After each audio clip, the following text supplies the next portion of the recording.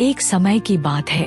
प्राचीन भारत के एक छोटे से गांव में एक ईमानदार और मेहनती लकड़हारा आदित्य अपनी माँ शकुंतला के साथ रहता था। उनका घर बहुत साधारण था, लेकिन उनके जीवन में सच्चाई और ईमानदारी की दौलत थी।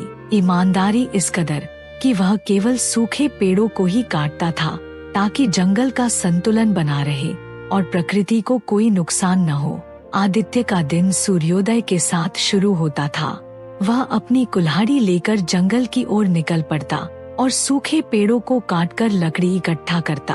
उसकी माँ शकुंतला घर पर उसकी प्रतीक्षा करती और उसके लौटने पर उसे स्वादिष्ट भोजन परोसती। उनका जीवन भले ही साधारण था, लेकिन उसमें संतोष और शांति थी। एक दिन अचानक मौसम बदल गया। आसमान में काले बादल छा गए और तेज हवाएं चलने लगी।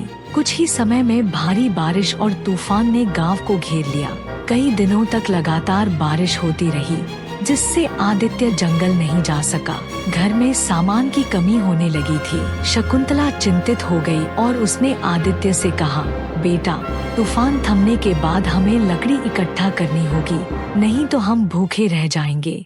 आदित्य ने अपनी माँ से वादा किया कि तूफान थमते ही वह जंगल जाएगा और लकड़ी इकट्ठा करेगा। कुछ दिनों बाद जब मौसम साफ हुआ तो आदित्य जाने की तैयारी करता है। तभी उसकी माँ कुल्हाड़ी पे महादेव का पवित्र धागा बांध देती है। अपनी कुल्हाड़ी लेकर आदित्य अब जंगल की ओर निकल पड़ता है। जंगल में कुछ देर चलने के बाद उसे एक पुराना सूखा पेड़ दिखाई दिया। आदित्य, ये पेड़ तो पूरी तरह सूख चुका है। इसे देख के लगता है मानो कई सदियों से यहाँ खड़ा है।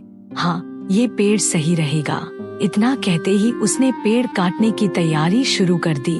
जैसे ही आदित्य ने कुल्हाड़ी उठाई, पेड़ जादुई रूप से बोलने लगा। पेड़ ने कहा, मैं बूढ़ा पेड़ तुम्हारे किस काम आ सकता हूँ? हे लकड़हारे, इस जंगल में कई विशाल वृक्ष हैं जो तुम्हें मजबूत और अच्छी लकड़ियाँ प्रदान कर सकते हैं। पेड़ की आवाज सुनकर आदित्य हैरान हो जाता है और उससे कहता है, हे वृद्ध वृक्ष, मुझे माफ करना, लेकिन मैं केवल पुराने सूखे पेड़ ही काटता हूँ, जिससे जंगल और प्रकृति को कम से कम हानि हो। तूफान के चलते मैं कई दिनों से लकड़ियाँ नहीं ले जा सका। घर पर मेरी माँ मेरी प्रतीक्षा में है कि मैं आज कुछ लकड़ी ले आऊँ तो हमारे घर का चूल्हा जल सके, इसलिए आज मुझे किसी भी हाल में लकड़ियाँ घर ले जानी होगी। आदित्य की मजबूरी सुन पेड़ उससे बोला, अगर ऐसी बात है तो तुम मेरी ये लकड़ियाँ ले जा सकते हो, लेकिन उससे पहले क्या तुम इस बूढ़े पेड़ की एक अंतिम इच्छा पूरी कर सकोगे? आदित्य, क्या इच्छा है आपकी? बताइए, मैं वादा करता हूँ उसे जरूर पूरा करूँगा। पेड़, यहाँ से 5 कोस दूर दक्षिण दिशा में तुम्हें एक गुफा दिखाई देगी। उस गुफा में तुम्हें एक जलपात्र मिलेगा जिसमें महर्षि दुर्वासा के कमंडल से छलका दिव्य जल रखा है। तुम मुझे वो जल ला दो, उसके सेवन से मैं धन्य हो जाऊंगा।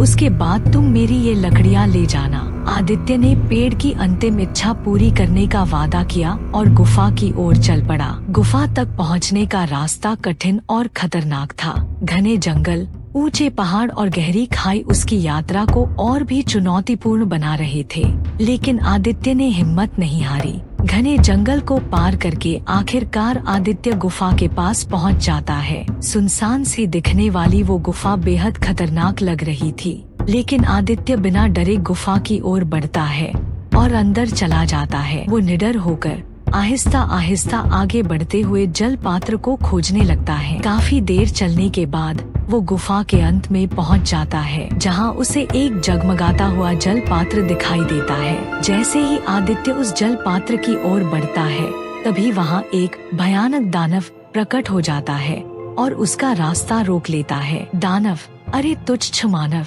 तू यहाँ क्या कर रहा है? तुझे क्या मरने से डर नहीं लगता? मैं कुमार आदित्य महर्षि दुर्वासा के जल को लेने आया हूँ। मुझे वृक्ष से किया अपना वादा पूरा करना है। कृपया तुम मेरे रास्ते से हट जाओ और मुझे ये जल ले जाने दो। दानव, क्या दिव्य जल?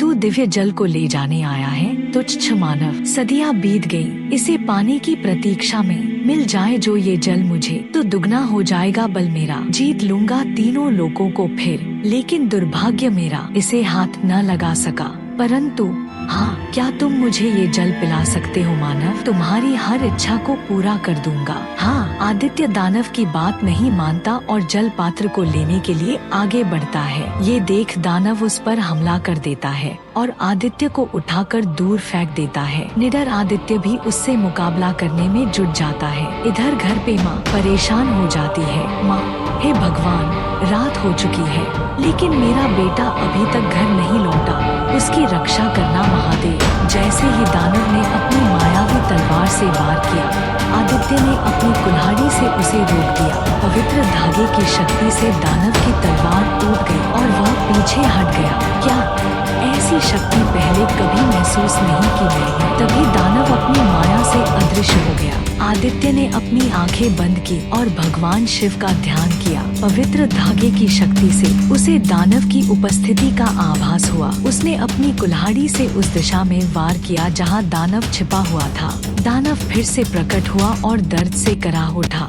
दर्द से कराहते हुए दानव बोला, मैं अभी तो जा रहा हूँ मानव, लेकिन फिर लौटूंगा और अपना प्रतिशोध लूंगा।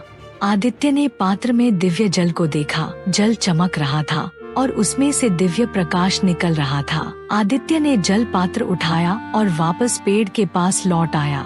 पेड़ ने जल का सेवन करते ही एक देवता का रूप धारण कर लिया। पेड़ ने आदित्य को धन्यवाद दिया और कहा, हे लकड़हारे, मुझे तुम्हारे जैसे ही ईमानदार और पवित्र इंसान की प्रतीक्षा थी। महर्षि के श्राप से मैं पेड़ बन गया था, जिसका उपाय यही था। कोई तुम्हारे जैसा व्यक्ति मुझे अगर उस जल को दान करे तो मैं फिर से देवलोक जा सकूंगा। मैं तुम्हारा आभारी हूँ। ये लो, ये पात्र मैं तुम्हें उपहार में देता हूँ। ये हमेशा स्वर्ण मुद्राओं से भरा रहेगा। आदित्य, धन्यवाद। मैं इसका उपयोग गांव के विकास के लिए करूंगा। इसके बाद आदित्य और उसकी माँ ने सुखी और समृद्ध जीवन जिया और गांव के लोगों में उनकी प्रतिष्ठा और भी बढ़ गई।